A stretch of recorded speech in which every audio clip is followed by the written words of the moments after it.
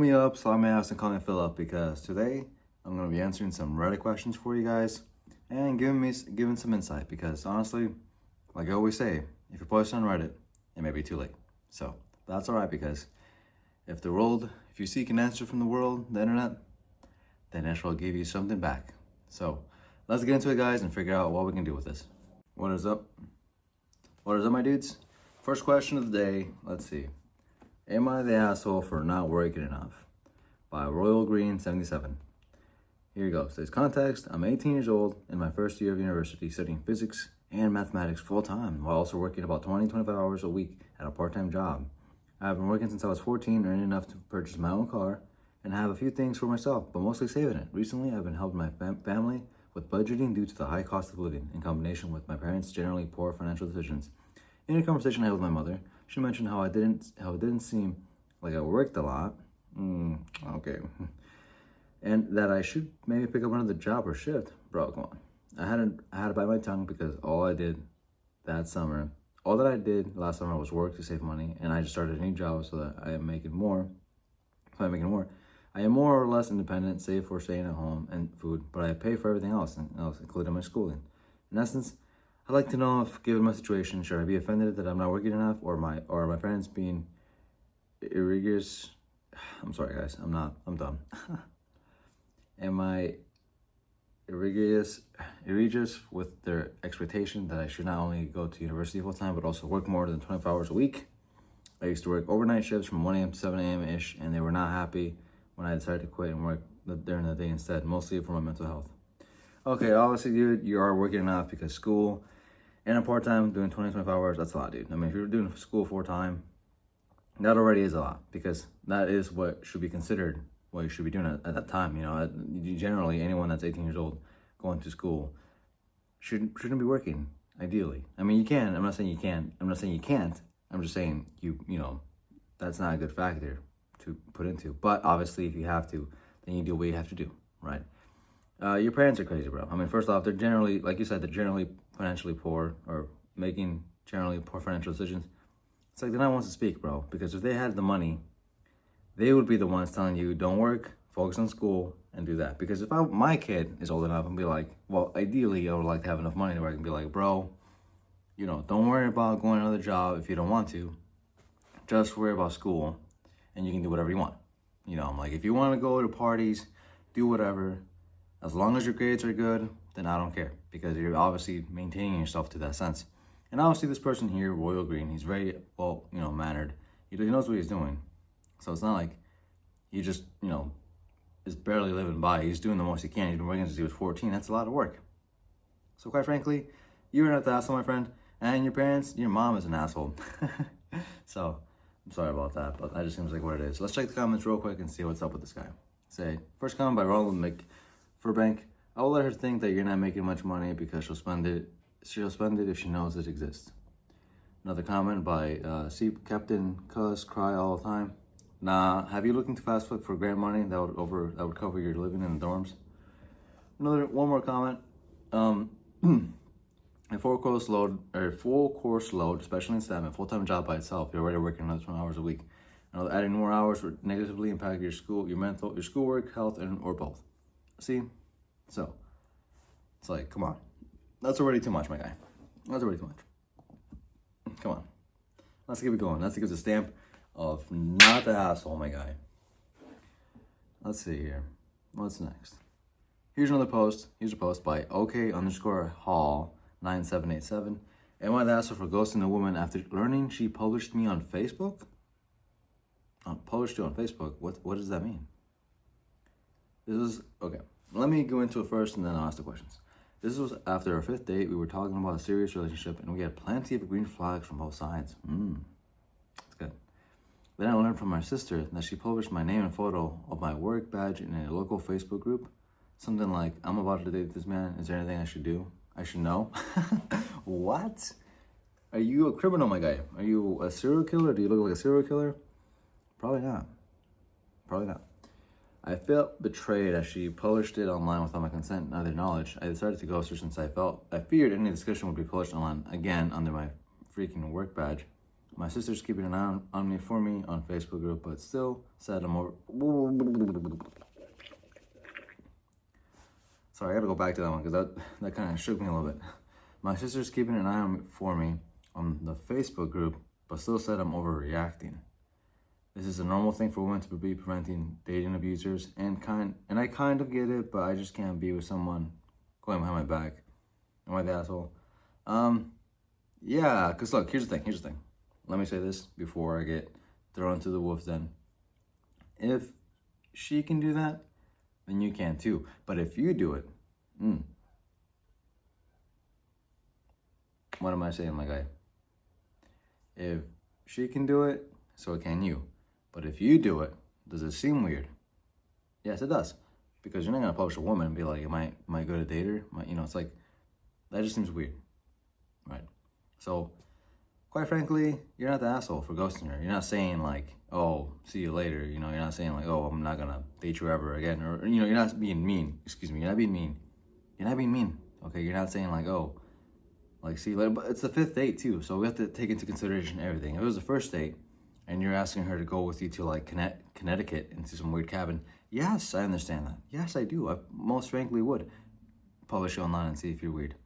But it's the 5th date, everything's going well, and you're publishing on Facebook about you. It's like, what am I supposed to do? Because if, you're not the asshole for ghosting her. You're not calling her out. You're not insulting her. So, yeah, you're not the asshole. I think it's just simple as like, you freak me out. If you're dating somebody, if you're gonna date somebody, and you go to their house, you're like, all right, let's go watch a movie, and they have like a freaking like, I don't know, like a totem pole in the corner of the house, and you find that weird, or their room, or have like a weird like, depiction of death, anything weird. It's like anything can be valid to you to be weird because if they gaslight into you thinking that it's not weird, then that just makes it more weirder, right? It's like, if you just get a weird vibe, you're like, all right, like, nothing, no, this hasn't been a commitment yet. It's just a date. You haven't done anything yet. So it's like, if you feel weird by anything, then let it be weird by anything. You're not insulting her. So you're not the asshole. But that is just my opinion. That is just a theory. So let's check the comments because, well, let's see what the masses have to say. You need to get the badge removed from Facebook. Maybe your sister can report the picture. If it's one of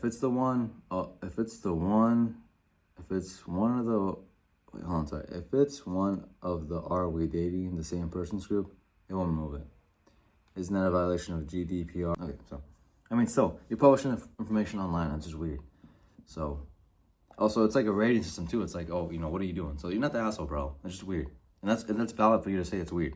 It's just equally as a girl going to a guy's house or seeing like his house full of like, I don't know, like Funko Pops, and you're like, that's a little weird. And so you don't want to date him, that's fine. It's like nothing has happened yet. The movie just started and nothing's happened yet. You can go get your popcorn and you're fine. You can leave the theater and it's fine. So I get the stamp of not the asshole and you're clear.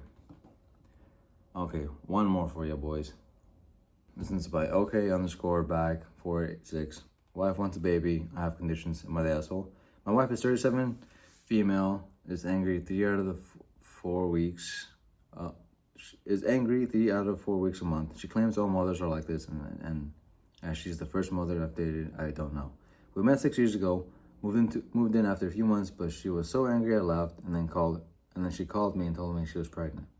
We had the child, moved in back together, and got married for the sake of our daughter. She will go crazy and not talk to me nicely for a day for things like, I said deal and wheel rhyme. She said they can't cuss. They're spelt differently. Sorry, the wording's a bit different. I said very politely they do, and then she went crazy for 2 days. Well, days, okay. Anyway, the anger has been making it difficult, but I try my best to ignore it and remain calm for her daughter. Recently, she has been pressuring me to have another child. I told her that the only way I would do if she can prove she has enough time, she stays at home while I go to work, and she still isn't able to get the house cleaned by herself, ? And if she can get her control her anger. She shouts at our daughter over nothing. Me putting these conditions down had caused her to get even more angry, so I said that we won't even have another one. I tried to get her to go to the doctors for anger issues, but then she turns it around on me. She is a narcissist in her own words. She wants her way all the time, and she doesn't like the fact that I've drawn a line here.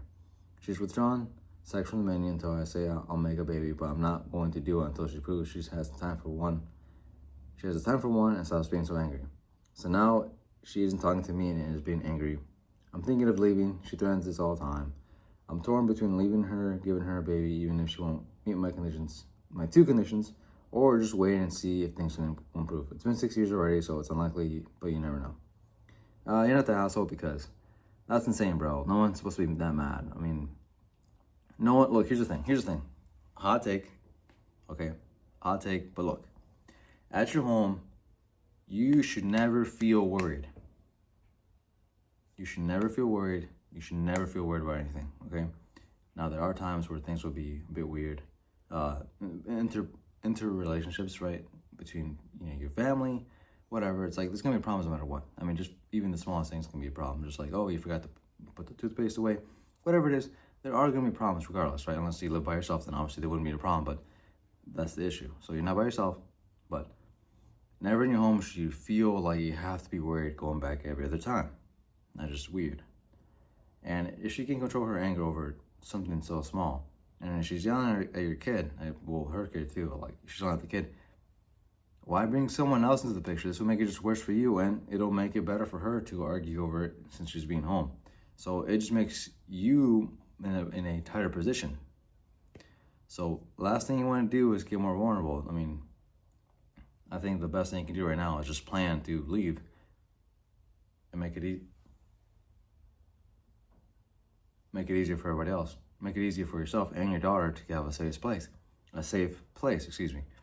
Because if she's doing all this, it's only going to get worse as your daughter grows up and starts fighting back, because she will.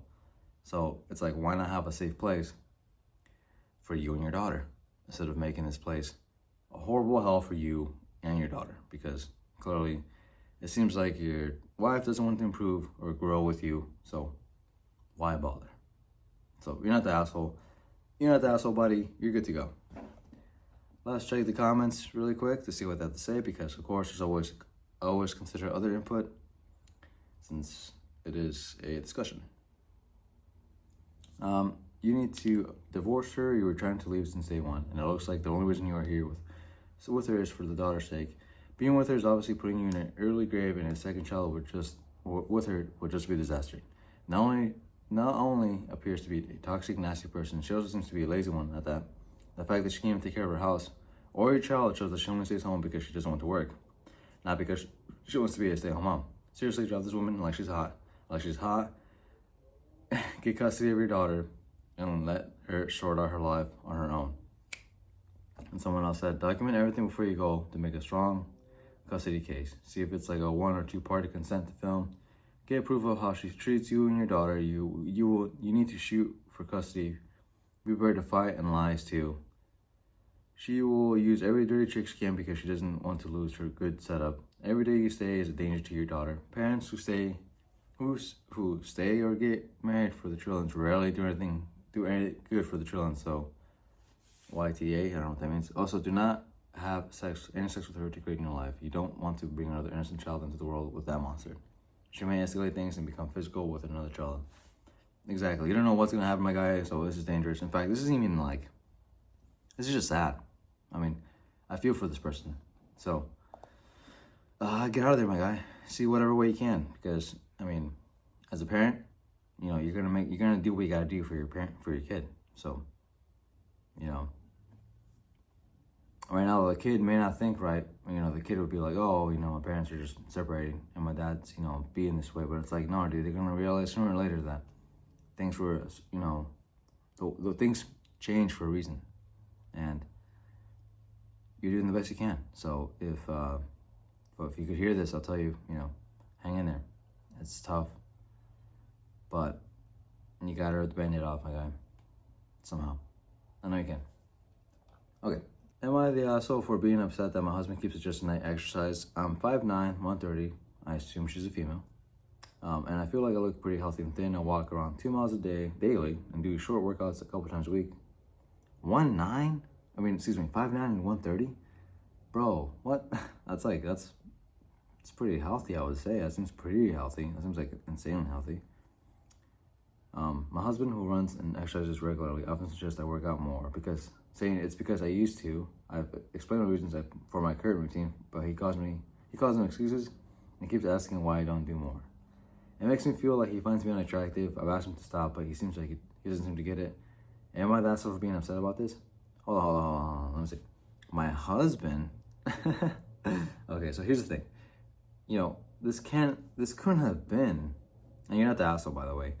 This couldn't have been like a thing that just all of a sudden happened. I mean, unless it was, which I need more, I would need more information for the story because it seems as short as it is. It doesn't seem adequate enough information for me to give a decisive critique of the husband. But I'm like, at any point did you realize he was going to be like this? Because if it's just all of a sudden, you might be thinking, you have to be thinking that there's someone else. I mean, I don't want to light a fire, right? But I'm just saying, like, if this is all of a sudden, it's got to be a little weird because there's got to be some kind of competition or something going on. I mean, that's the only reason why. If you're 5'9", 130, that's pretty thin, dude. Like, you're already you're pretty, high in height. Like, you're probably the top 10% of females. And you're 130. I mean, even regardless of male or female, if you're 130 and you're 5'9", you're pretty set. So, that's my question. I'm like, has he always been this way? Because if he is, then that's pretty weird. Or if he's always been this way, then okay. I mean, I don't know why he dated an asshole, but if he all of a sudden did this, then that's a little strange. So, I don't know, but let's check the comments real quick. Not the asshole, I'm 5'10" and 135 pounds. I could do with a little toning maybe, but certainly not any weight loss. I would ask your husband what exactly is it that he wants you to achieve through more exercise? Is it spend more time together at the gym? Or does he have some notion in his head that will make him 99% of Reddit come for him with pitchforks? Yeah, I don't know. This is weird.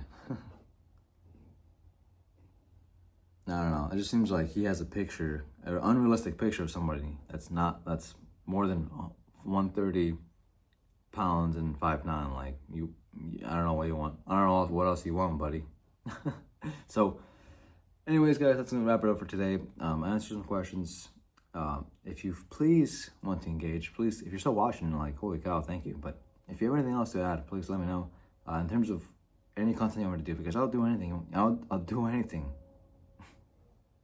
I'll do anything. So, let me know, and I'll catch you guys later. Peace out.